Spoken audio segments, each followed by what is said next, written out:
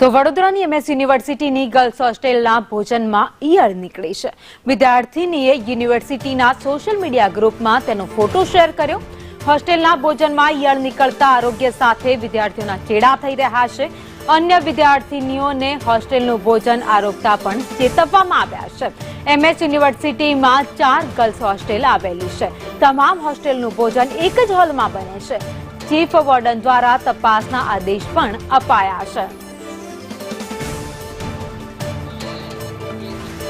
વધુ અપડેટ સાથે સંવાદદાતા કૃણાલ શર્મા અમારી સાથે જોડાઈ ગયા છે। કૃણાલ, MS યુનિવર્સિટીના ભોજન ત્યાં આવેલી છે જે ભોજનાલય, ત્યાં ઈયળ નીકળી છે ખાવામાંથી।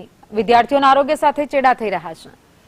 MS યુનિવર્સિટીની જે એસડી હોલ છે સહિત 4 જેટલી ગર્લ્સ હોસ્ટેલ આવેલા છે ને તમામ 4 ગર્લ્સ હોસ્ટેલમાં એક જ કોન્ટ્રાક્ટર દ્વારા ભોજન પીરસવામાં આવે છે। ભોજન બનાવવાનો કોન્ટ્રાક્ટ એક જ વ્યક્તિ પાસે છે ને તેમાં ફૂડ ક્લસ્ટરમાં જે રીતે ઈયળ નીકળીને જે ફોટો છે અને વિદ્યાર્થીનીએ MS યુનિવર્સિટીની જે વિદ્યાર્થીઓના સોશિયલ મીડિયાના ગ્રુપમાં તેને અપલોડ કર્યો હતો અને અન્ય વિદ્યાર્થીઓને પણ આ ભોજન ન આરોગવા માટે કહ્યું હતું। અને ફરી એકવાર MS યુનિવર્સિટીની જે કેન્ટીન છે તે વિવાદમાં આવી છે। સમગ્ર મામલે ચીફ વોર્ડનને પણ રજૂઆત થતા ચીફ વોર્ડને પણ તપાસના આદેશ આપ્યા છે। ત્યારે જોવું એ રહ્યું કે કોન્ટ્રાક્ટર સામે કોઈ પગલાં લેવાય છે તો ફરી એકવાર ભીનું સંકેલવામાં આવે।